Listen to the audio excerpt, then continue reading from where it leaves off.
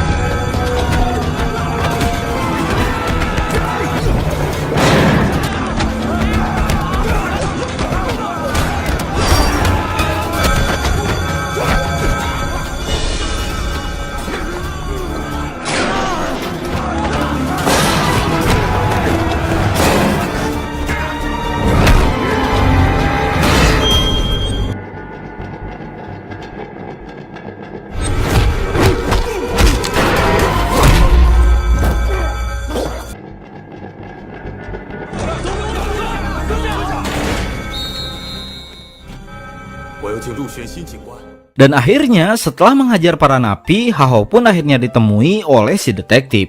Di sana Hahou menjelaskan bahwa korban dalam insiden itu merupakan ahli pukulan yang pernah bertarung dengannya.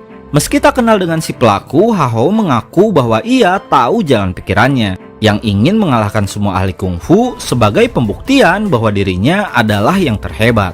Jika diurutkan, si pelaku yang tentunya seorang ahli kungfu akan mengincar yang terbaik dari semua disiplin ilmu dalam dunia kungfu, yaitu ia akan mengincar ahli tinjuan, ahli tendangan, ahli kuncian, ahli senjata, ahli tenaga dalam, dan terakhir seorang master kungfu yang menguasai kelima elemen itu. Setelah menjelaskan semuanya, Hahou meminta si detektif untuk membebaskannya karena ia yakin dirinya bisa membantu si detektif untuk menyelesaikan kasus itu. Namun, karena ucapan Hahou tidak berdasarkan data, si detektif malah pergi meninggalkannya. Di saat itulah, Hahou menyebutkan beberapa nama ahli kungfu yang menurutnya akan menjadi korban selanjutnya. Beralih ke sebuah gedung kesenian, di sana kita akan melihat seorang bernama Tam King Yu yang merupakan ahli tendangan berjuluk Raja Tendangan Utara. Ia yang berprofesi sebagai seorang seniman didatangi seorang misterius yang bernama Fung Yusao. Ternyata Fung Yusao adalah pelaku dari insiden pembunuhan tempo hari. Tujuan kedatangannya tak lain untuk menantang Tam King Yu bertarung melawannya sampai mati. Meski memiliki kaki yang panjang sebelah, hal itu sama sekali tak mengurangi ambisi Fung untuk menjadi yang terhebat. Akhirnya, pertarungan di antara mereka pun tak bisa dihindarkan. 技分高下，后辈冯玉修，腿法第一名家，那里是不可一裁的。也决生死。练到这个境界，实在是不容易。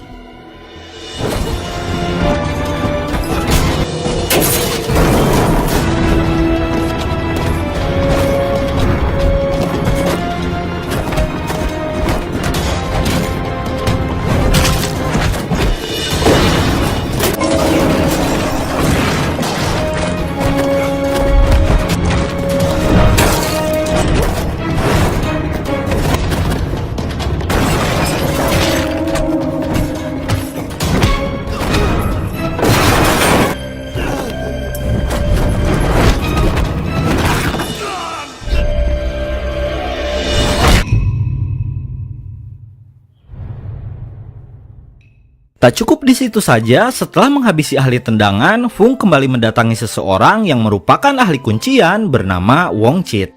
Seperti sebelumnya, ia pun langsung menantangnya untuk bertarung sampai mati. Lalu setelah itu, pertarungan pun tak bisa dihindarkan.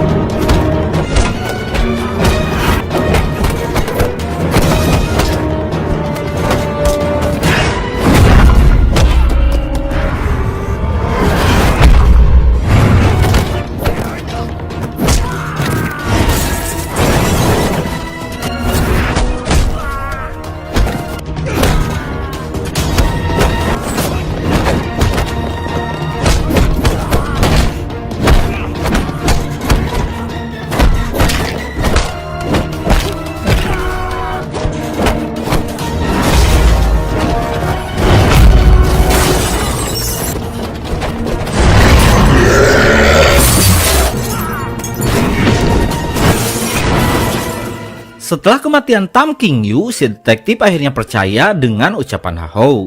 Ia pun kembali mendatanginya dan mengajaknya bergabung dalam kasus itu. Dalam perjalanan, si detektif bertanya soal korban selanjutnya dan sebuah cenderamata walet yang selalu ditancapkan pelaku di tubuh korbannya. Hahou menjawab, ia tak tahu soal cenderamata itu, akan tetapi untuk korban selanjutnya kemungkinan besar adalah ahli kuncian yang bernama Wong Chit. Untuk itu, mereka pun bergegas pergi ke daerah Mongkok untuk menemuinya. Sesampainya di sana, mereka dibuat terkejut setelah menemukan tubuh Wong Chit yang sudah menjadi mayat. Hahou yang juga melihat itu nampak cukup terpukul karena ternyata semua korban termasuk Wong Chit merupakan temannya sesama pegiat kungfu. Selesai memeriksa kondisi Wong Chit, Hahou tak sengaja melihat Fung Yusao berada di atas gedung. Ia pun segera mengejarnya, lalu adegan kejar-kejaran pun tak bisa dihindarkan.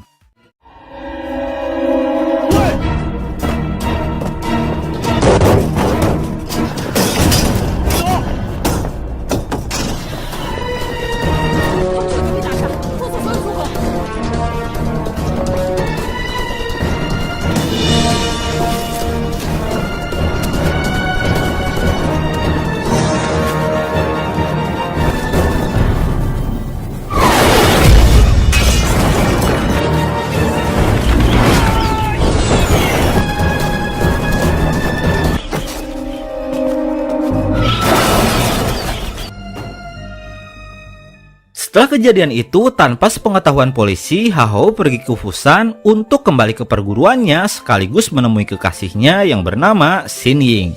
Di sini terkuaklah fakta bahwa Hahou merupakan seorang master kungfu dari sebuah perguruan yang bernama Enam Kesatuan, yang mempelajari semua elemen kungfu mulai dari pukulan hingga tenaga dalam. Artinya, Hahou lah master kungfu terhebat yang secara urutan akan menjadi lawan terakhir bagi Fung Yusao.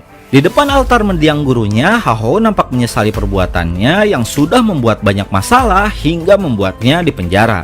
Ternyata sebelum masuk penjara, Hahou juga merupakan seorang ambisius yang pernah menantang semua master kungfu dan berhasil mengalahkan mereka. Namun sayangnya, pada akhirnya ia dipenjara setelah tanpa sengaja menghabisi salah satu lawannya. Melihat itu, Xin Ying langsung menenangkannya dan mengikatkan sebuah gelang di tangannya. Ia berharap gelang itu dapat membuat Hahou bisa menahan pukulannya sehingga tak ada korban lagi. Keesokan harinya, mereka pergi menemui dua pensiunan ahli kungfu untuk menanyakan soal cenderamata walet. Di sana, mereka akhirnya tahu bahwa benda itu merupakan simbol pencapaian dari seorang ahli kungfu yang sudah mengalahkan musuhnya. Selain itu, salah satu pensiunan juga mengaku bahwa ia pernah bertarung dengan seorang ahli kungfu yang menggunakan cenderamata itu, yang tak lain adalah Fung Yusao yang meski memiliki kaki yang cacat, ia mampu melatih dan menjadikan cacat itu sebagai senjatanya. Kemudian, pensiunan itu pun memberitahu Hahou alamat tempat tinggal Fung yang ternyata tinggal bersama istrinya. Setelah mendapatkan alamatnya, Hahou dan para polisi langsung meluncur ke sana. Di sana, mereka tak menemukan Fung, melainkan hanya menemukan alat latihan yang kondisinya sudah rusak akibat kerasnya latihan yang dijalaninya. Pemilik dari apartemen itu pun membenarkan bahwa Fung dan istrinya memang pernah tinggal di sana. Namun, karena istrinya mengidap kanker, Fung memilih pergi membawanya entah kemana. Di sini, si pemilik juga menjelaskan bahwa Fung hanya sibuk berlatih kungfu tanpa pernah berusaha mengobati istrinya. Selesai memeriksa tempat itu, si detektif meminta Xin Ying untuk ikut membantunya dalam kasus itu. Meski Hao menolak, Xin Ying malah menerima tawaran itu dengan senang hati. Kemudian, mereka semua pergi untuk menemui seorang ahli senjata yang bernama Master Chen, yang menurut Hao dan Xin Ying akan menjadi korban selanjutnya dari keganasan Fung Yusao. Di sana, mereka mendapati bahwa ternyata Master Chen sudah lama pensiun dari dunia kungfu. Sementara sekolahnya saat itu dipimpin oleh murid terbaiknya yang merupakan aktor laga terkenal yang bernama Hung Yip. Mengetahui itu, Hao pun sadar bahwa mereka sudah kecolongan karena ternyata yang diincar oleh Fung Yusao adalah muridnya.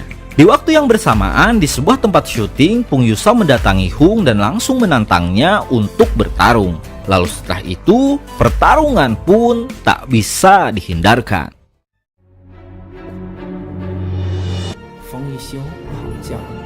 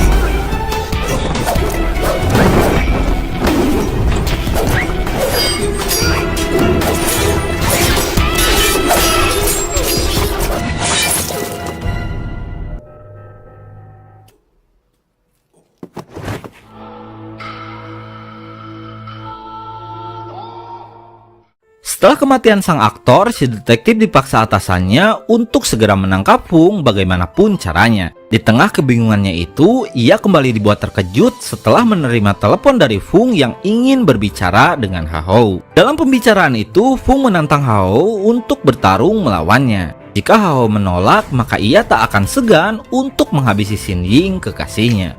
Mendengar itu, si detektif pun mulai curiga dan menganggap Hao sudah mengenal Fung sebelumnya. Namun, karena Hao tak mengakuinya, si detektif pun memerintahkan bawahannya untuk memeriksa semua data Hao selama di penjara. Kembali pada kasus Fung, polisi pada akhirnya berhasil menemukan rumah neneknya yang diduga kuat menjadi tempat persembunyiannya. Di sana, polisi menemukan semua barang milik Fung termasuk sebuah guci yang berisi abu jasa dari mendiang istrinya. Setelah dipastikan bahwa Fung akan segera kembali, si detektif pun menyuruh semua anggotanya untuk bersiap menunggu kedatangannya. Keesokan harinya, menggunakan sebuah perahu, Fung akhirnya datang ke tempat itu. Namun, dengan insting kuatnya, Fung menyadari bahwa ada yang sedang mengawasi pergerakannya. Untuk itu, ia pun segera menyelinap pergi dari perahu yang membuat dirinya menghilang dari pantauan CCTV. Lalu setelah itu, satu persatu polisi yang berjaga pun mulai ia habisi.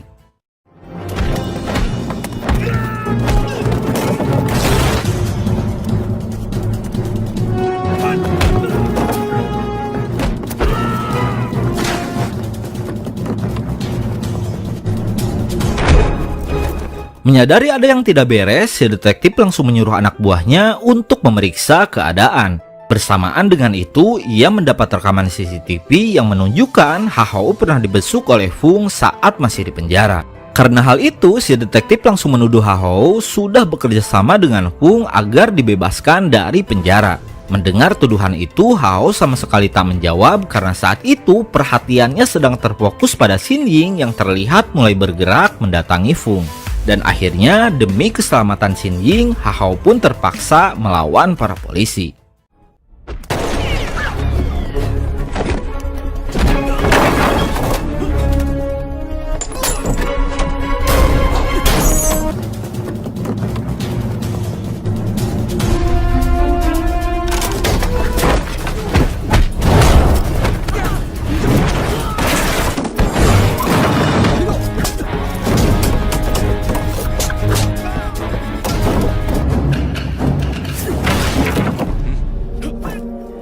Beralih pada Xin Ying, dia akhirnya bertemu dengan Fung dan langsung menantangnya untuk bertarung. Akhirnya pertarungan di antara mereka pun tak bisa dihindarkan.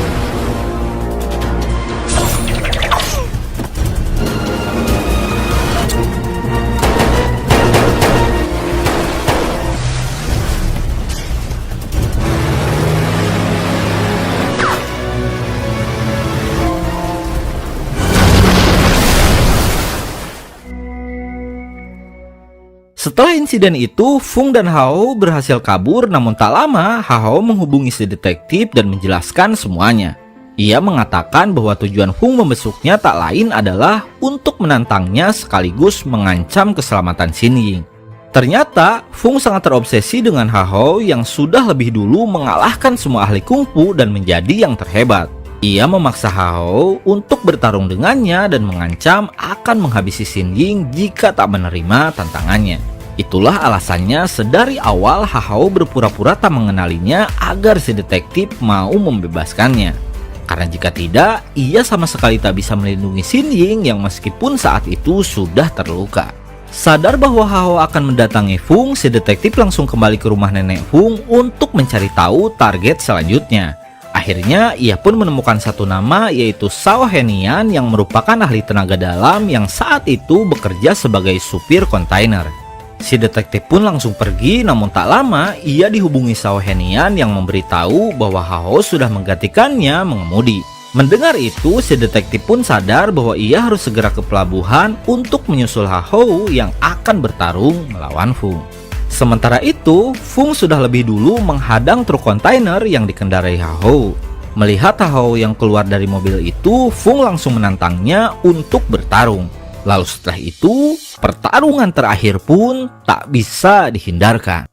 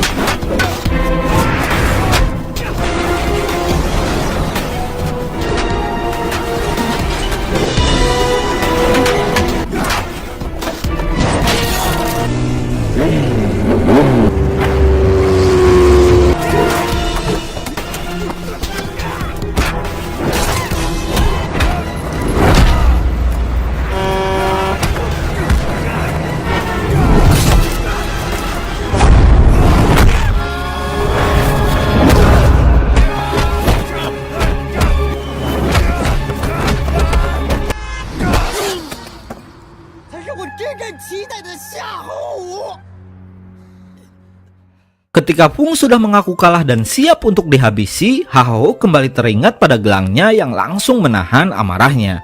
Melihat kesempatan itu, Fung langsung memanfaatkannya dan berhasil membuat Hao tak sadarkan diri setelah terseret sebuah mobil kontainer.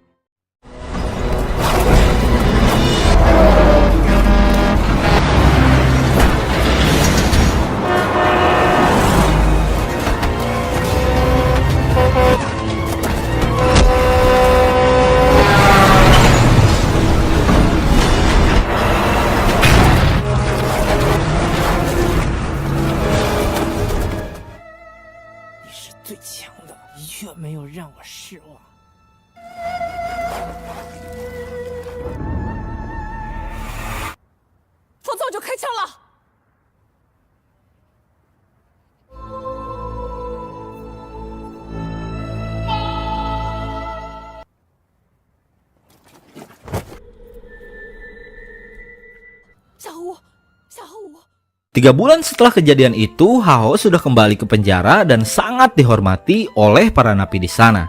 Tak hanya itu, ia juga akan segera dibebaskan dan kembali diminta untuk menjadi instruktur bela diri kepolisian. Setelah bebas dari penjara, Hao akhirnya menikahi Xin Ying dan kembali mengurus perguruannya. Tahun demi tahun perguruan itu pun semakin maju, lalu setelah itu, film ini pun tamat.